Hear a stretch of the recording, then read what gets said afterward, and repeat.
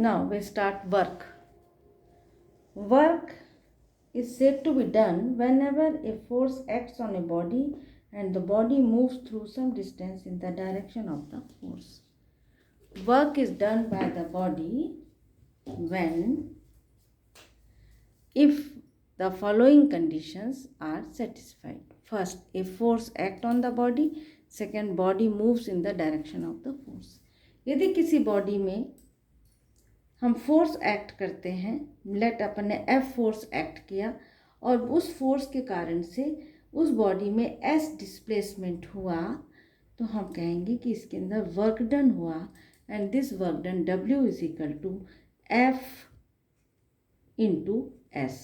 But condition force के direction में ही डिस्प्लेसमेंट होना चाहिए. यदि फोर्स के डायरेक्शन में डिस्प्लेसमेंट हमको निकालना है तो ये वर्क डन जो होता है वो एक डॉट प्रोडक्ट होता है फोर्स एंड डिस्प्लेसमेंट का. Force is a vector quantity, displacement is a vector quantity and work done is equal to force dot displacement. This is the scalar product और dot product. ये आप लोग last classes में पढ़ चुके हैं और आपको पता है कि डॉट प्रोडक्ट का फॉर्मूला होता है, यदि फोर्स है डिस्प्लेसमेंट है तो उसका डॉट प्रोडक्ट हो जाएगा F S cos theta, where theta is the angle between force and displacement. अब यहाँ पर हमने मल्टीप्लाई वेक्टर क्वांटिटी का किया, लेकिन हमको यहाँ पर स्केलर क्वांटिटी मिल रही है. So work done is a scalar quantity.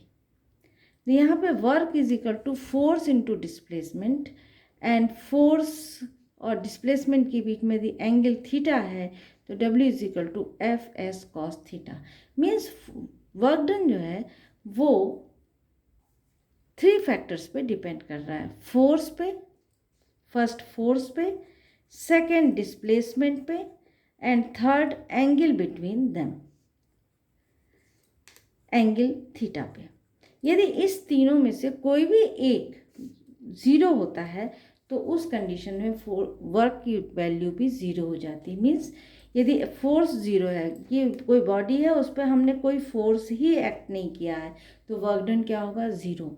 यदि हमने फोर्स लगाया बट बॉडी डिस्प्लेस नहीं हो रही है, अपनी जगह पे रेस्ट पोजीशन पे है, हम फोर्स लगाते जा रहे हैं, जैसे कि वॉल पे अपन ने फोर्स लगाया, वॉल अपनी जगह पे मूव ही नहीं हो रही है, तो हम कहेंगे कि वर्क डन जो है वो ज़ीरो होगा.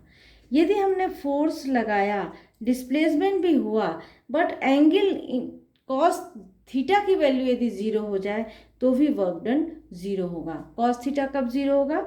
जब कॉस की वैल्यू 90 होगी. तो थीटा की वैल्यू 90 डिग्री होगी. यदि थीटा 90 डिग्री होगा तो कॉस 90 की वैल्यू होती है ज़ीरो और उस कंडीशन में वर्क डन जो होगा वो ज़ीरो माना जाएगा. तो वर्क डन के लिए हमको तीनों कंडीशंस का रहना जरूरी है. फोर्स भी लगना चाहिए, डिस्प्लेसमेंट भी होना चाहिए और ये एंगल जो है कॉस थीटा वो भी ज़ीरो नहीं होना चाहिए. तो यहाँ पर वर्क डन जो है वो 3 फैक्टर्स पर डिपेंड कर रहा है. इसी बेस पर अपन निकाल सकते हैं types of work done. 3 types of work done होते हैं, positive work done, negative work done and zero work done. ये डिपेंड करेगा एंगल पे. यदि थीटा इज़ एक्यूट एंगल है, यदि थीटा की वैल्यू 90 डिग्री से कम है तो हमेशा कॉस थीटा जो है वो पॉजिटिव आता है. तो यहाँ पर जब पॉजिटिव आएगा तो वर्क डन जो होगा, work F S cos theta वो पॉजिटिव होगा, तो हम कहेंगे कि ये वर्क डन जो है वो पॉजिटिव वर्क डन है. एग्जाम्पल के तौर पे यदि कोई बॉडी, फ्रीली फॉलिंग बॉडी नीचे की ओर गिर रही है, उस पर कोई फोर्स, ग्रेविटेशन फोर्स लग रहा है और ग्रेविटेशन फोर्स के कारण से वो बॉडी नीचे आ रही है, तो यहाँ पर फोर्स का डायरेक्शन भी डाउनवर्ड डायरेक्शन में है और डिस्प्लेसमेंट भी डाउनवर्ड डायरेक्शन में हो रहा है. नीचे की ओर बॉडी आ रही है, फ्रीली फॉलिंग बॉडी है, तो उस समय हम कहेंगे कि ये work done by the gravity is positive work done. यहाँ पर सेकंड, अब इसमें मैक्सिमम पॉजिटिव वर्क डन कब मिलेगा? जब theta is equal to zero. तो theta is equal to zero तो डब्ल्यू इज इक्वल टू हो जाएगा एफ एस कॉस ज़ीरो की value zero, so one, cos zero की वैल्यू 1, तो यहाँ पे टोटल वर्क डन हो जाएगा F into S. Maximum work done, positive work done हमको मिलेगा। कब मिलेगा? जब फोर्स और डिस्प्लेसमेंट दोनों सेम डायरेक्शन में होंगे। थीटा 0 कब मिलेगा? जब दोनों का डायरेक्शन सेम होगा। Second, negative work done. Negative work done में थीटा इज ऑब्ट्यूज एंगल। यदि थीटा का एंगल 90 डिग्री से अधिक हो जाएगा तो उस समय जो वर्क डन होगा वो हमको निगेटिव मिलेगा। क्यों? क्योंकि कॉस थीटा हमको निगेटिव मिलेगा। तो इस समय if the force acting on the body has a component in the opposite direction of the displacement, the work done is negative. अब f cos theta यदि नेगेटिव होगा तो वो वर्क डन नेगेटिव होगा।